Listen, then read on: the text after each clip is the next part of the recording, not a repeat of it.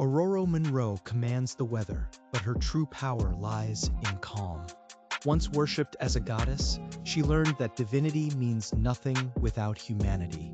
Her heart beats for justice, her spirit roars like thunder. She stands between chaos and balance, between heaven and earth. Storm isn't just a mutant, she's nature itself, fierce yet compassionate. When she raises her hand, the skies obey. But when she lowers it, peace returns. Because true control isn't about dominance, it's about harmony.